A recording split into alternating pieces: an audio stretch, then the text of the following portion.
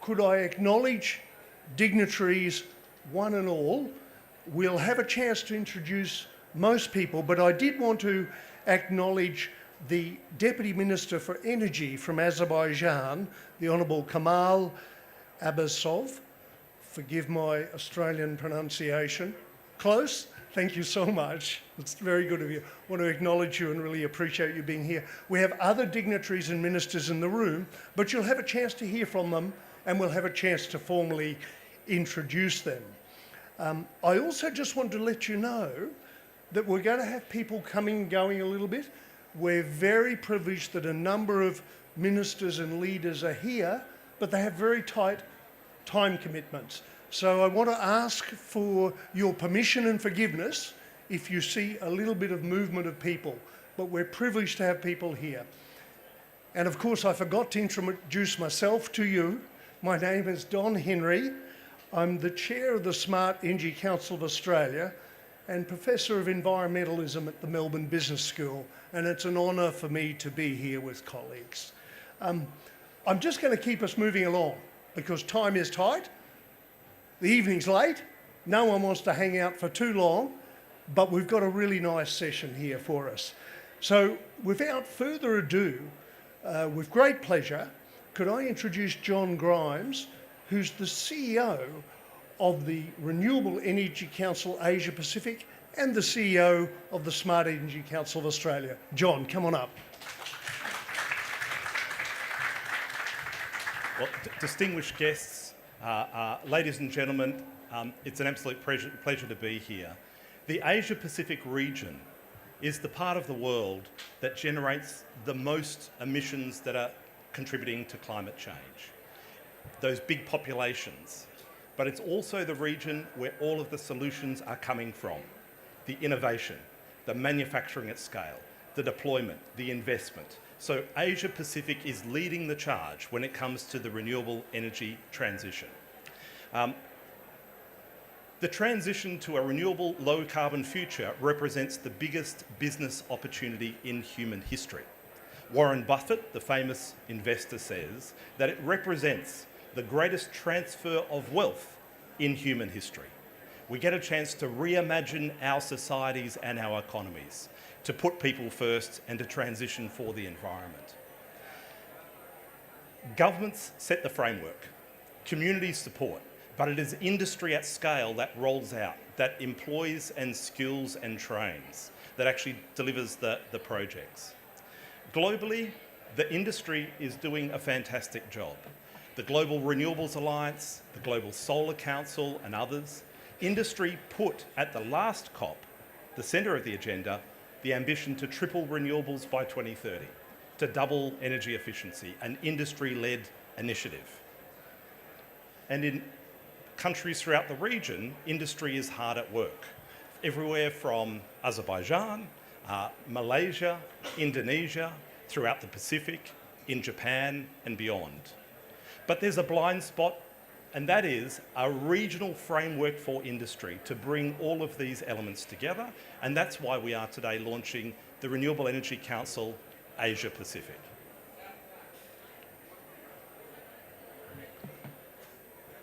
I'm going to come back and talk a little bit more about the Renewable Energy Council Asia-Pacific, but time is short, and we're now going to hear from one of our very honoured guests. Don, back to you.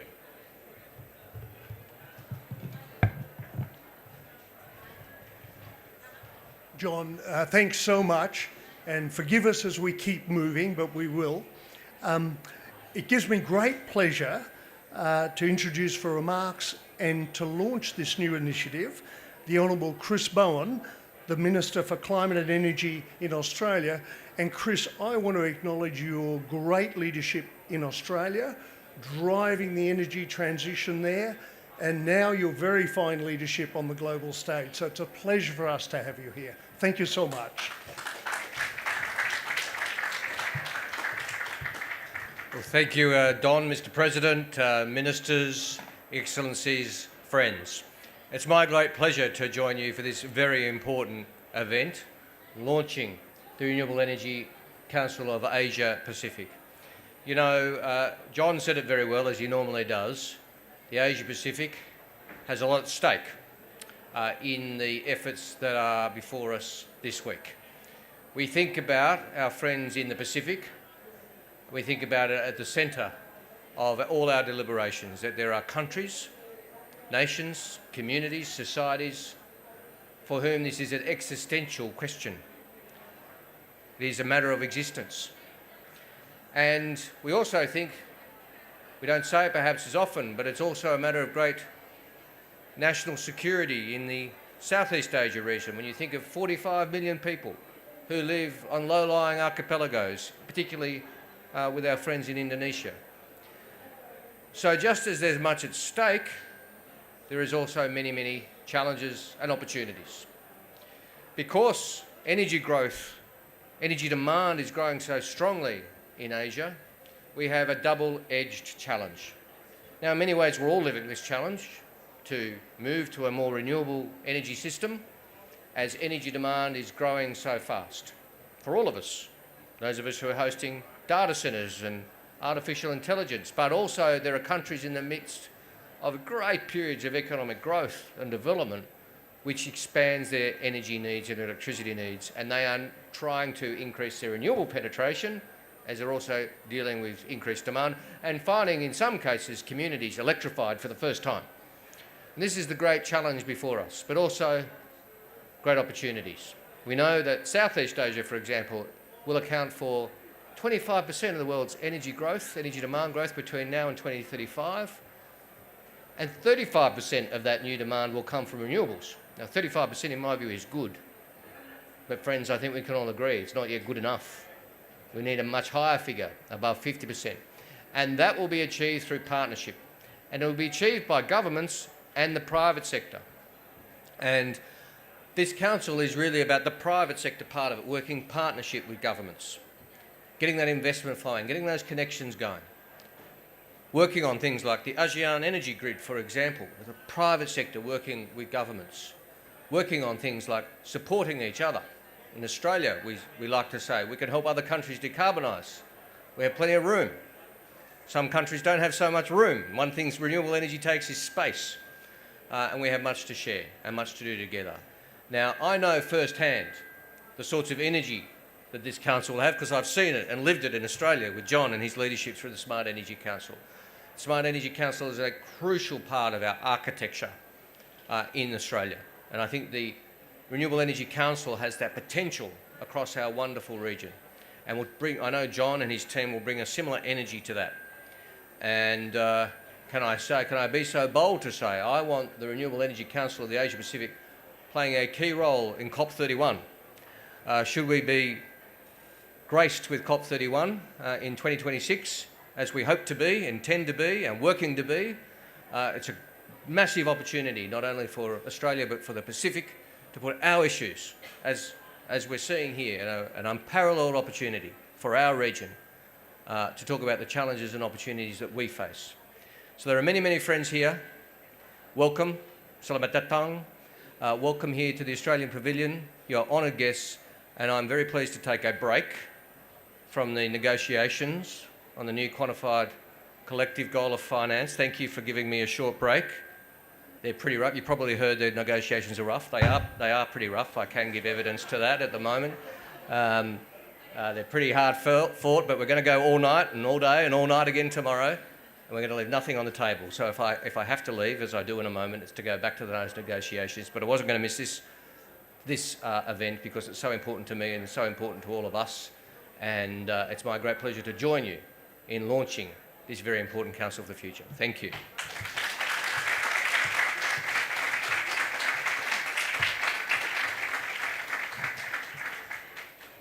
Minister, we hope you're able to go out there very vigorously and keep kicking those goals. We hear you're good on the right foot and the left foot, so that's probably good. Thank you so much. It's deeply appreciated. As the Minister alluded to, he's playing a crucial role here, co-chairing the finance stream. So we're totally understandable and respectful if you need to hobble off at all. So a sincere thank you. I want to keep us moving. Can I ask John to introduce our next guest, please? Don, I was particularly keen to introduce our next guest, a good long-term friend of ours, Dr. AJ Mathur, who is the Director General of the International Solar Alliance. The International Solar Alliance works in the equatorial regions of the world to promote the uptake and deployment of solar energy. I've seen firsthand the impact, sir, of your organisation, and if we can emulate only a small part of that in the work that we do in the broader region, we will have succeeded. Sir, Dr. AJ Mathur.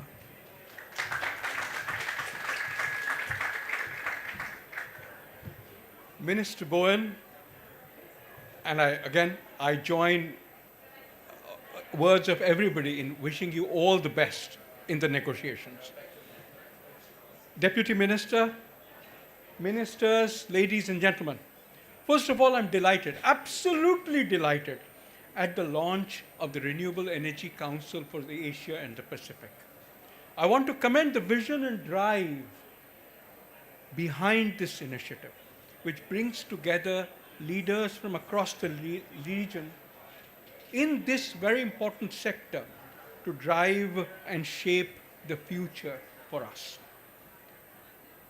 As the demand for clean energy increases, and this is driven by whatever is happening here, but more importantly, it's driven by our own domestic needs, whether they are economic needs or they are the needs because of the huge transportation bottlenecks that face us.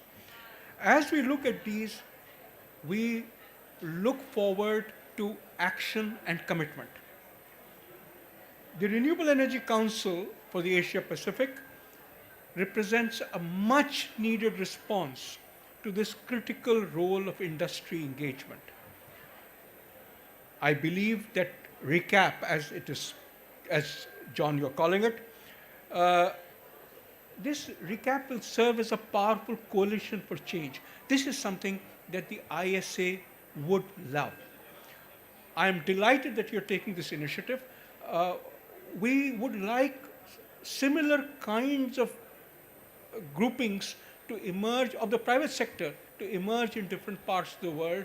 And right now, we are working with your colleagues in the Global Solar Council to see how they can evolve in sub-Saharan Africa as well, which is, believe you me, a very difficult region to get the private sector together.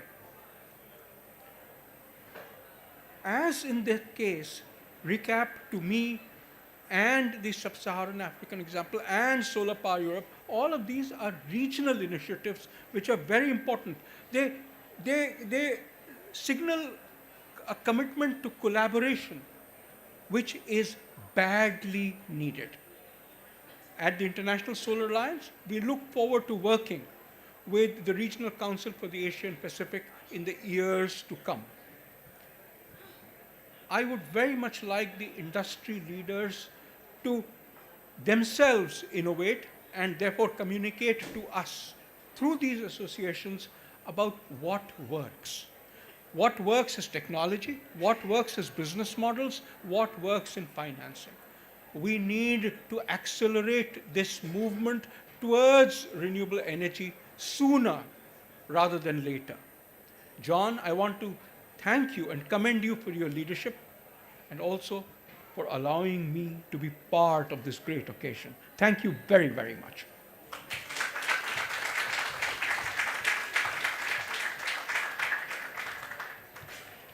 Thank you so much. And to elaborate a little bit more on the Council and its work, let me ask John to come back up because John was so good to give us an abbreviated introduction given ministers' schedules. John.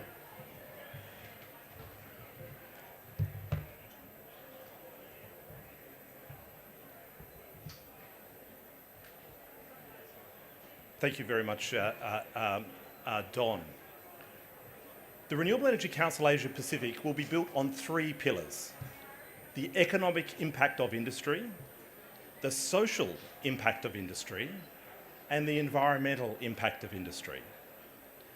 Let's talk about the economic impact first. So innovation and manufacturing, whether that is manufacturing flow batteries in Thailand, the 2- and 3-wheeler electric vehicle revolution, the bottom-up electric vehicle revolution right across the region. Whether it's companies like CATL, the world's largest lithium-ion battery manufacturer, who spend more than $2.5 billion a year on research and development alone. I'm pleased to announce the first event of the Renewable Energy Council, or RECAP. It is the Australian-Vietnam Hydrogen Workshop. It's being held in Ho Chi Minh City in December. It's being led by Vietnam ASEAN Hydrogen Club and RECAP member Pure Hydrogen, which is a New Zealand company. The focus is about hydrogen's role in decarbonising transport and industry sectors. The objective is to promote the region. So for those of you in Vietnam, Ho Chi Minh, or in the hydrogen sector, welcome. We'd love to connect you with that very first event of the organisation. The second thing that we'll do is knowledge sharing. Already we're talking, sir, to some experts from the state grid or the grid operator in Malaysia. This is a common problem. Grid operators are facing the prospect of lots of variable renewable energy onto the grid. How do you manage that variable renewable energy and maintain a stable grid? Well, the good news is that 15 years ago, we were having these same discussions with the engineers in the Australian network.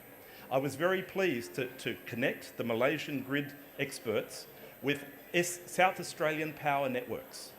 They manage a grid that at times of the year is powered 100% by rooftop solar alone. Not even big solar farms, not even big wind farms. The whole economy of South Australia powered by rooftop solar. That means in every substation there's reverse flow of energy. They know how to do this. They know how to do it safely. They know how to do it cheaply. And so that knowledge sharing because that's how we will accelerate in a practical way the uptake of energy, because people will have confidence to invest. The next one, we've done a lot of work in Tonga and Indonesia around electrification of islands. So little mini grids on local islands. The problem, these communities spend a huge amount of money on diesel fuel. It is very expensive and it is very polluting. And it creates a huge economic burden on the Pacific and archipelagos right across the globe. Transitioning to renewable energy frees up that capital and puts it back into society. We're working with education providers to become a hub, universities, skills and training, to be a network that governments and others can plug into to connect with industry and to proceed. We're also supporting projects like massive offshore wind projects in the Philippines, like the Central Queensland Renewable Hydrogen Project, attracting $9 billion of investment from Iratani Murabeni from Japan, from Keppel Infrastructure in Singapore, and Stanwell Corporation to process iron ore into iron pellets for exports to the world. We're accelerating capital deployment, and I'm very pleased to announce one of our founding members is with us here tonight. Gobi Partners, deploying $2 billion in the region. Thank you, Erdem Diril, thank you, and thank you for your participation. It's important to say that Central Asia is absolutely part of the Asia-Pacific work that we're doing. Over many years, we've led delegations, both inbound and outbound, throughout the region, to the Pacific, to Japan, to China, to India, to see firsthand. We want to do more of this. We think it's important that we get leaders, ministers, heads of state, to go and see firsthand what is the reality of the manufacturing journey, what's the reality of the project and distribution. The second core of our work is social impact. There's no such thing as a rich, low-energy country. There's no such thing as a rich, low-energy country. In 1970, I was born in the Western Highland districts of Papua New Guinea. And I'm ashamed to say that in that country today, only 19% of the population have access to electricity. Emi wontok belong me. That's unacceptable. It's unacceptable today in Papua New Guinea, it's unacceptable in South Asia, it's unacceptable in other parts of the Pacific. That's why we're really focusing on including social engagement and development as a key part of what we do. This week, I connected with a Pakistani-based not-for-profit who have become members of RECAP. They are the Forum for Dignity initiative. They work with gender and climate work across South Asia, connecting people to light and to mobile networks, powering education. And of course, friends, this is all about the environment. We can't make the solution to an environmental problem an environmental waste problem. That's why we've got to focus on solar panel recycling and reuse, battery recycling. We've got to close the loop in how we design the transition from the outset. The RECAP principles, we are industry-led, an open architecture. We will succeed by working together and learning from each other. For governments, join us at RECAP. National and subnational governments. When you look to interface with industry, we're a one-stop shop to provide education about the state of the technology, the economics, case studies of what's worked in other places. Telling a positive story about the action that you're taking locally in the transition. If you are from finance, join us. We can link you to projects. If we understand what your investment criteria is, we can put a pipeline of projects forward for you. If you're an NGO, join us. Tell us about the projects you're looking to fund.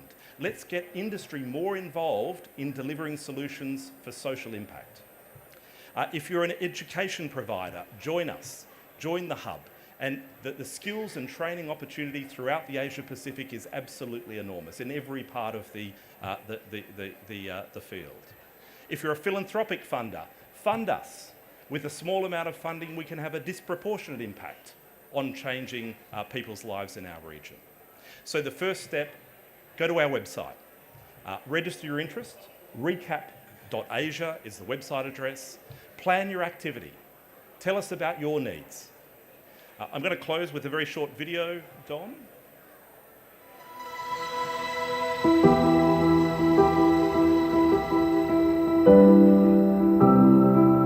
When it comes to climate change, the Asia-Pacific has a lot to lose. But now is the time for leadership. Now is the time for action. From the vast oceans, the India and the Pacific, island nations are fighting for their very survival. But together, we've got this. People working together.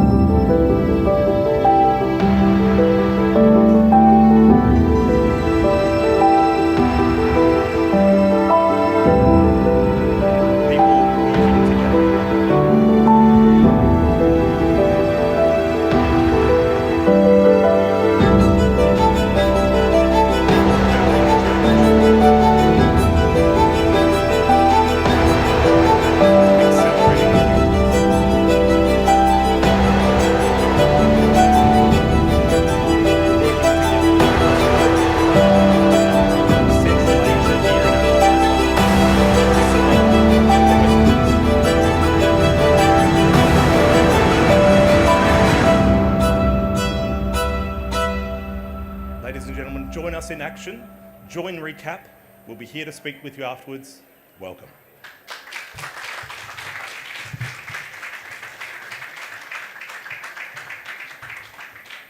John, thank you so much. Deeply appreciated.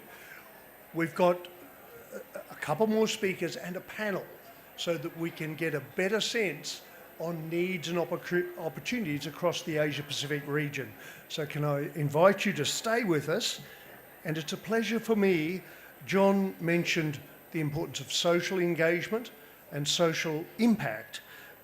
Could I invite Flora Vano, the country program manager for Action Aid from Vanuatu, And Flora, I was privileged, I saw a presentation you gave the other night, and I know you're doing work that's got wonderful social engagement and impact. You're very welcome to join us up here.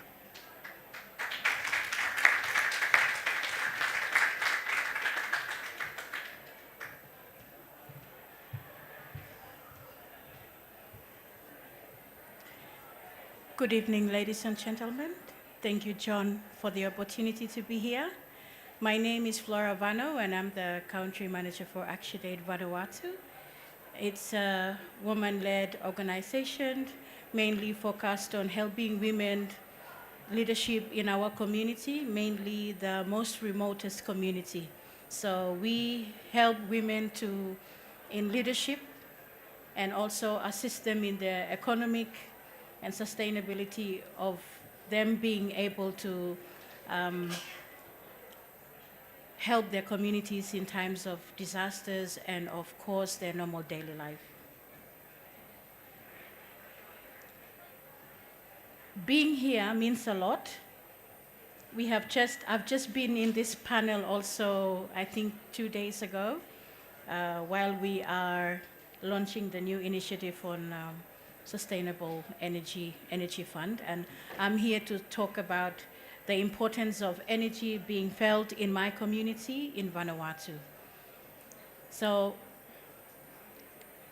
the reason why we engage in energy was because our women have felt that we have not met every aspect of our daily lives,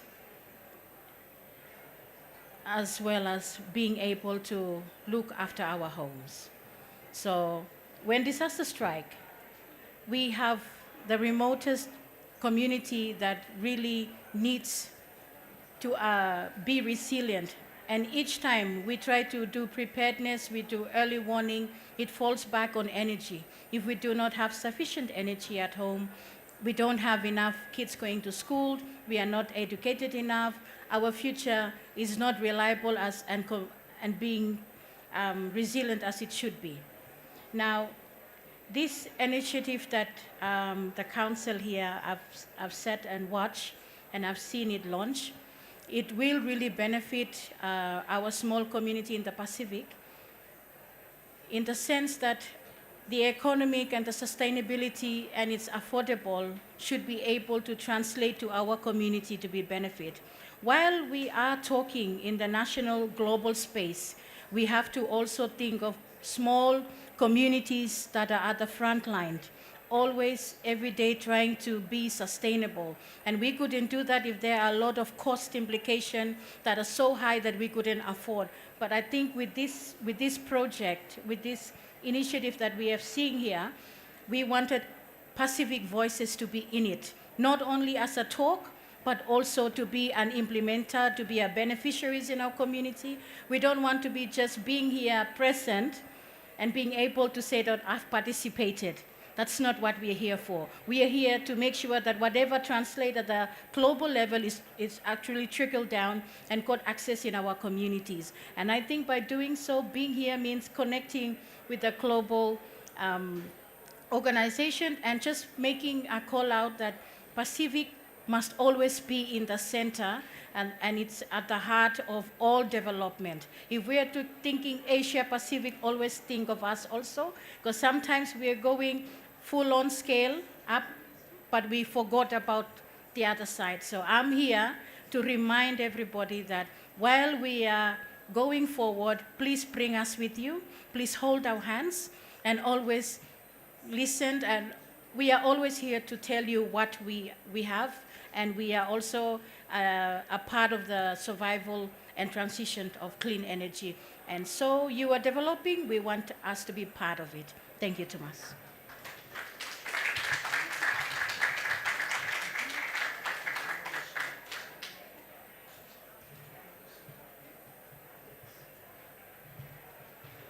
Flora, thank you so much. And we're going to have a panel now where we can hear different perspectives across the region. Could I please invite to the panel, oh, Flora, you can grab a seat. Crikeys, don't feel you've got to sit on the side. Sorry. Could I please invite to join Flora the Honourable Cedric Schuster, Minister for Natural Resources and Environment, Samoa. Minister, it'd be fabulous to have you.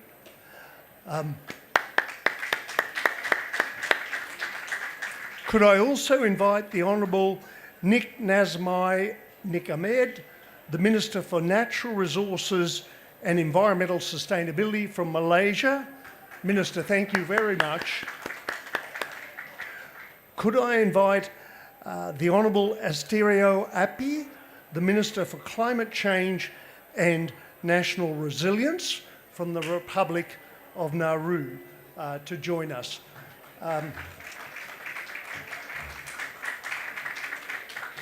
Thank you so much. Could I pose a question? Because I know our audience will be interested in perspectives across our region. At the last COP, the last Conference of Parties, there was a great agreement to treble renewable energy by 2030. But many people have said it's ambitious. So I think the audience would love to hear your perspectives from your own country about how we can boost renewables in your own country. What are your needs? And there's a particular part of that, what could industry do? So how could you boost renewables in your own country? What do you need? So from Samoa, would you like to be brave enough to go first, please? Thank you, Don. Talofa, everyone. Excellency, President Whips, Honourable Ministers, distinguished delegates, friends. I'll use some more. We, in 2015, made the bold statement that we wanted to be 100% renewable by 2020. By 2018, we realized there's still no funding, no businesses who wanted to come and partner and do the renewables for us. So we revised our goal to 100% by 2030. 2021, we came in and we looked at it again. Still no takers, still no businesses. Why? Because our grid, our capacity is like 35 megawatts. And a lot of the renewables and the big companies don't wake up unless it's 50 or 100 megawatts. So no one wants to come and work with us for 5 megawatts. And that's why we've depended mostly on aid projects, grant projects. And that's also why, as we say, that to really accelerate renewables, there needs to be a fair amount that is on grant base, because understandably businesses need to make a profit. But at the same time, with all the technology, we do want to partner, find private sector partners that are willing to, if not just Samoa, but they can do projects of 50 megawatts that takes in 5 Pacific islands, that will we have a good return on them. So rather than looking at one island, that they can do 2 or 3 islands, which will help them get to that, but it will enable us to reach our goal of hopefully 80 to 90%. But the other thing that's important, and I think this is from the renewable recap, is grid stabilization. We have all this willingness, but our one electric power corporation, the distributor, their technology is outdated to be able to uptake all any new renewables. So we need to upgrade the grid to be able to provide this grid stabilization, either through batteries, but also upgrading the system. And then also to be able to provide it in a way that they can partner with through PPP, with a private partnership, but at a rate that we are able to accelerate our transition. Thank you. Minister, thank you so much. That's very helpful to hear the practical needs there and much appreciated. Could we invite perspectives from the Minister from Malaysia, please? Thank you. I think for Malaysia, we have traditionally been an oil and gas country. So one, we've been relying on oil and gas as a major revenue. Two, the public, in fact, everyone has been spoiled with blanket subsidies, whether it's electricity, whether it's diesel or petrol. And one of the things that we did was actually to shift towards a more targeted subsidies, where the rich, it's not fair for someone who's using a BMW to get more subsidies than someone who's riding a motorbike. But that was the reality before, and we went through that process. Obviously, I mean, it's not politically simple or straightforward. We've seen developed countries facing difficulties when they make that transition. But that was the first important step, because that sent out the right market signals. So you see now, now you see more solar panels being installed. You see the transition towards, EVs, it's getting there. But then the second part is, I think we need to unlock our position. While we do not have the land that Australia has, for example, but we are at the center of ASEAN, of Southeast Asia. And so we know, for example, Malaysia and Singapore, we've been buying hydroelectricity from Laos because they have a lot of hydroelectricity there, and the market there is very small. So now they are sending it to Malaysia. So definitely, as mentioned, the ASEAN power grid, that is something that is very critical for us to reach our goal. Our goal is to, now our renewable energy capacity is at 25%. Our target by 2050 is 70%. It's very ambitious. But we believe that by unlocking this ASEAN power grid, it will be very crucial. So I believe that once that's in place, a lot of things that has been our advantage. For example, we are one of the world's largest manufacturers of solar panels. But in the past, for many, many years, we were exporting it abroad. And so now we are starting to use it for our own domestic purposes. And I think that something like this, to look beyond ASEAN is obviously important, but to go even bigger than ASEAN, to look at Asia-Pacific as a region for us to unlock our potential is something that it will be very, very crucial, because when we talk about our net zero goals, when we talk about renewable energy, scale is something that is very, very critical. And it's only, we should look at the example of Western Europe.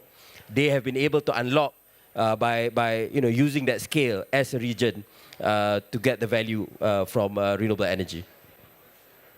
That's most appreciated. And let me invite Minister from Nauru, because those questions of scale are probably writ large for an island nation. Thank you. Simple answer, short. Funding. We're here for a COP that's supposed to be the COP finance COP.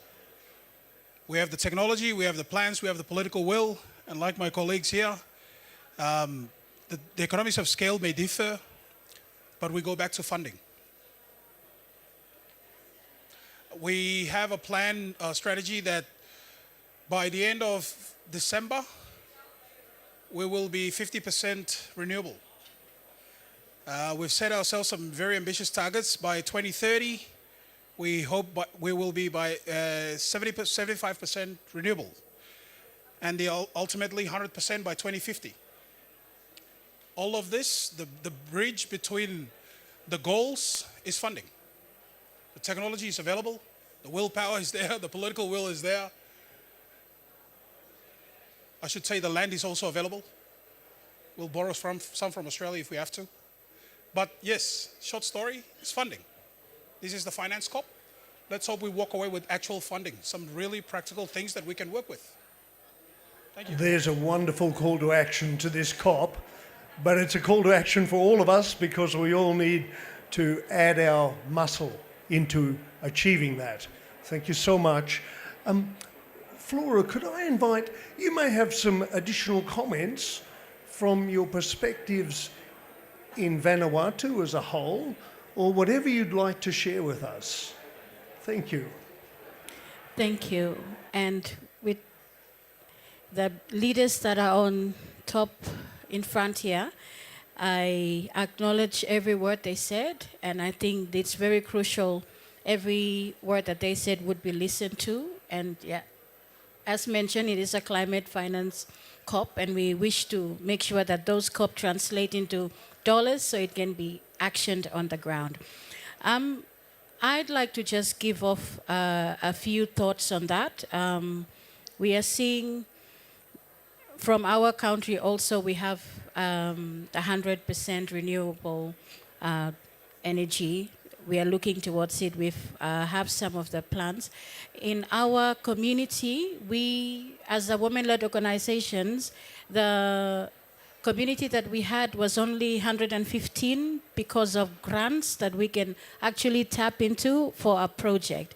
But if you talk about a bigger scale of funding that is available, it's not accessible for women-led organization or for community.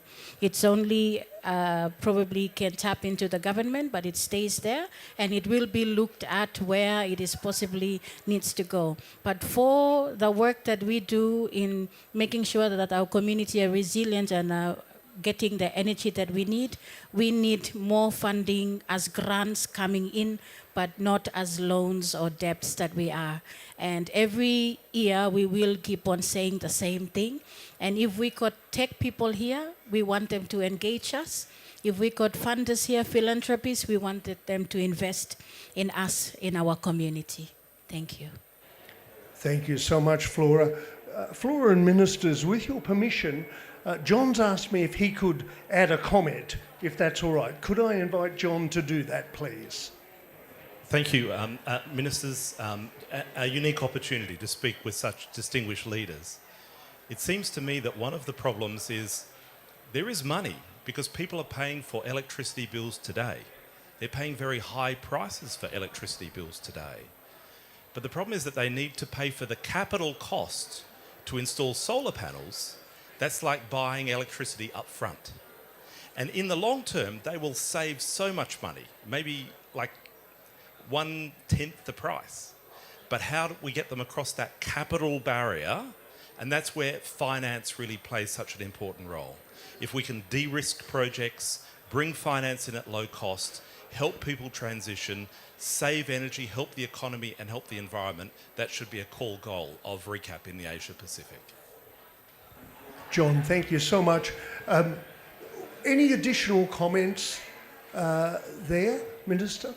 Yes, I agree with the de-risking the finance for the, especially for the beginning, the capital. But we're all, from my standpoint from Samoa, we want a company that wants to come and install and go into partnership as a business investment that they make their money out of. We're not asking in a lot of, apart from the grid stabilization that we want the government to run, we want solar companies that want to bid and run a solar farm in Samoa. We don't have any. We've put out the call for the last 3 years. Only one company has actually come to the fore. And this is the problem that we have. And I'm hoping that out of the discussion here with your council that are here, that they will actually reach out and we will send you the documents to put in a bid to try and help us get those grids. First RECAP Pacific project. We're going to summarise what your requirements are. We have more than 1,600 corporate members in our database, and through our partners to a much greater group than that, we will find the industry partners. I'm very, very confident of it. So, sir, we'd very much like to do that with you. There you go, Minister. Thank you very much. Let me just check the panel. Anyone else with additional comments? What I might do is invite us all to thank our... Oh, sorry. Just quickly. Thank you so much. The economies of scale differ, I think, drastically amongst countries. Samoa might be small to many countries, but Nauru is smaller, way smaller than Samoa. The economies of scale might not be attractive to any private sector that is wanting to come to Nauru. We have a government-run grid that is heavily subsidized, but with the renewable being put online at the end of December, it'll dramatically reduce the expenses on that. But I just wanted to point out the stark difference when it comes to the economies of scale. Thank you. Thank you very much. That's a really important point. We hear the opportunity for ambition across ASEAN, right through to the challenge of microgrids and small islands, and that can be a nation or an archipelago, and that's a great challenge for us all to hear. I wonder if I could invite everybody to sincerely thank a wonderful panel and wish our panel more strength in their endeavours.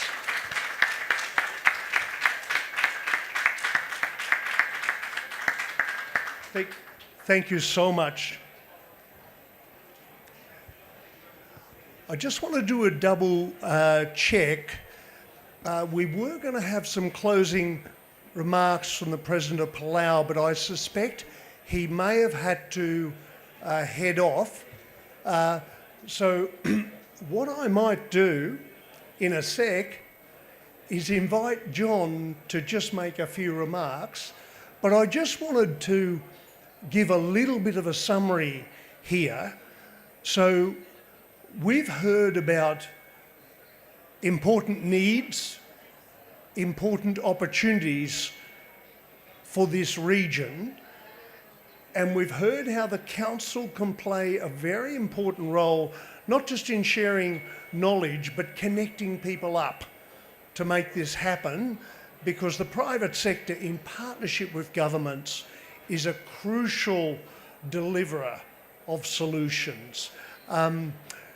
So what I wanted to do, John, is invite you just to provide some closing comments, but to thank everyone who's put time and effort in today, and could I pay my respects for the wonderful efforts I know in many different ways that people would be doing here.